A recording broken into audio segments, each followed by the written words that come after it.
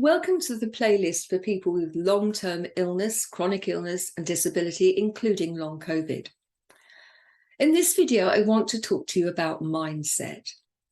How we think, how we approach things, our beliefs about ourselves and life really do create our reality. If you're someone who is facing the challenge of long-term illness, maybe you've been ill for a long time, or perhaps this is something which is very new. Just recognize that your mindset, the way in which you think, is a real game changer.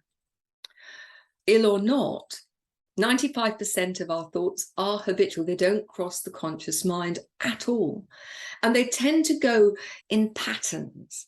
And the problem is, because they're not conscious thoughts, we don't recognize the patterns. So we tend to behave in repetitive ways in situations. Now, that's great if your repetitive pattern is positive. It's not so great if it's not. So one of the things that I'm really going to suggest that you do is that you start to become the journalist of your own life. Start to notice your patterns. Because one of the challenges is that we'll speak, for example, and we'll use that particular tone of voice. Oh, really? That will trigger the person that you're speaking to into being a teenager, being nagged at by their mum or by a critical teacher. And they then, in their repetitive, habitual way of thinking, bite back. And so this reactive to and fro often ends up in an argument.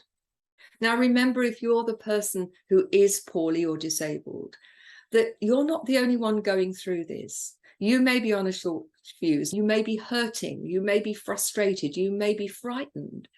But remember, the people who are trying to help you are just as frustrated, just as frightened, just as worried about you. And they're trying to help, even if they're not doing it in the way you want to. And there's a video for both parties to help you. Having a positive mindset is what made the difference for me. I've learnt to walk twice from stuck in a wheelchair, and it's taken a long time. But the thing that made the difference was focusing on the fact I wanted to walk, even when the doctors weren't sure if I was going to do it. Even when I'd been completely wheelchair bound for years, I was determined I would do everything in my power to walk. And although I still do use a wheelchair if I go into town or I go on holiday, I don't use the wheelchair at all in the house or the garden. And I, for example, can park in a car park and walk into a restaurant or a pub. Something at one time would have seemed inconceivable. Ultimately, your mindset makes a difference. And not only in terms of your mood, but because physiologically, when we are happy and laughing and positive, our bodies actually release hormones which make us feel better, serotonin, dopamine, and so on. When we're feeling anxious and worried and critical and frustrated, our bodies release all the stress hormones, adrenaline, cortisol, hydrocortisone, and those actually over time build up and make us feel rough. They're designed for the flight or fright mechanism, and so they're designed to help us run out of danger. They're not designed to build and build and build. And often people who are anxious all the time and frustrated end up with adrenal burnout, and that in itself just adds to the problem. So focus on what you can do rather than what you can't. Look for things to be grateful for. Even on the darkest day, I'm grateful for this hot cup of tea. I'm grateful for the fact that I've managed to have a fabulous shower this morning, hot water. I'm grateful for my friends. I'm grateful for my cat who makes me laugh, even though you can hear him. He's just been banging at the window to be let out. Ultimately, you're the common denominator in your life, and you'll no doubt hear me say this many times. You take you into every moment of every day. So if you are miserable, you've got to live with that. If you're focusing on all of the things that are going wrong, that's with you 24/7. But if you focus on the fact that, okay, those things are going wrong, but what can I focus on that is positive? That will help you. Now, In this series, I've got videos and I've made them deliberately short because I know if you're feeling poorly or you haven't got a long amount of concentration, you can't sit and listen to an hour and a half's video. So I've broken them up, and there are videos about being grateful as a way to be positive. There are a whole plethora of short videos there to help you. But in the end, I can only offer it. You are the person who's going to make the difference.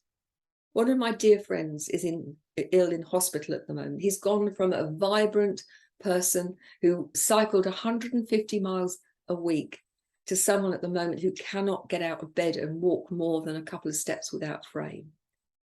His wife is desperate to help him. They've been married for 60 years.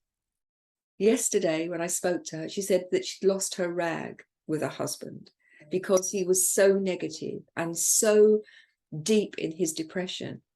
And she said to him, I can't talk to you anymore. You've got to find a way to dig deep and to be positive, because ultimately that's going to make the difference. And she put the phone down on him, something she'd never done, something that she found incredibly difficult. When she did speak to him again, he said to her, I'm really grateful. You've pulled me up short. I realize I'm not just doing this for me, I'm doing it for you too. And I will do everything I can to be more positive. I know it's difficult. Do reach out and ask for help. But ultimately, it's you who can make the difference. And I know I've had deep, dark days. My disability, my challenge with my health has spanned, nearly 40 years. But I've lived a rich and happy life. Why? Because I have a mindset which is determined to live a rich and fulfilling life. And you can have the same. Doesn't matter what your disability is. I've watched inspirational speakers who've got no arms and just flippers on the feet who've learned to play the piano, who are keynote speakers. Listen to one guy who became a quadriplegic after a car accident on the way to his wedding, who was really, really sorry for himself until his mother said to him, well, you can wallow in this bed for the rest of your life, or you can decide to make a difference and find a way to make your disability count. And he now helps countless other people who've got spinal injuries, and he does motivational speaking from his bed. Life isn't over because you're ill. The quality of life that you're going to have is down to you. And I don't want to come across preachy, but I am really desperate to say to you, it's your life. Make it count. It's your life. Choose to enjoy it. Before I leave you with a story of something that had a profound effect on me, I was in hospital very early on, and over the time I've spent over 2 years of my life in hospital, not all at once. The longest period was for 4 months, and I tell you, it wasn't easy. But I made a friend early on. Well, I thought a friend, and we'd speak on the phone on a weekly basis. And I'd listen to her moan about how her pain was worse than mine and worse than anybody's, that nobody understood her, that it was difficult. And it went on for a couple of years. And then just before Christmas in 1993, my mum died. My mum died of cancer, having fought very bravely for a couple of years.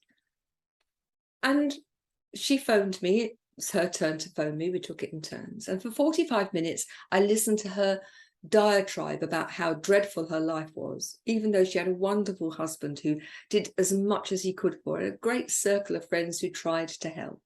But she was determined to be miserable. 45 minutes I listened.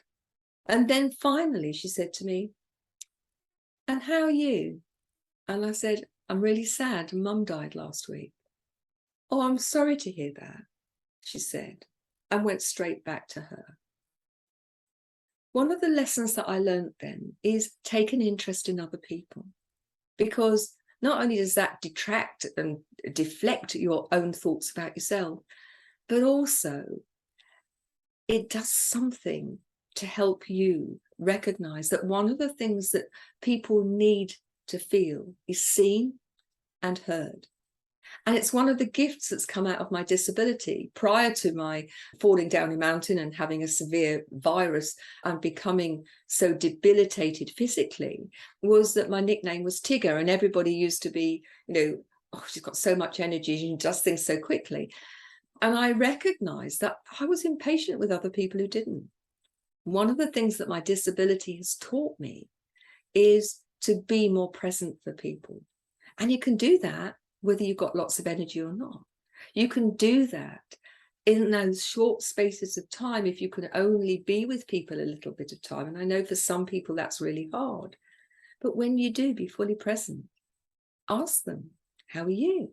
How's it going? And truly listen.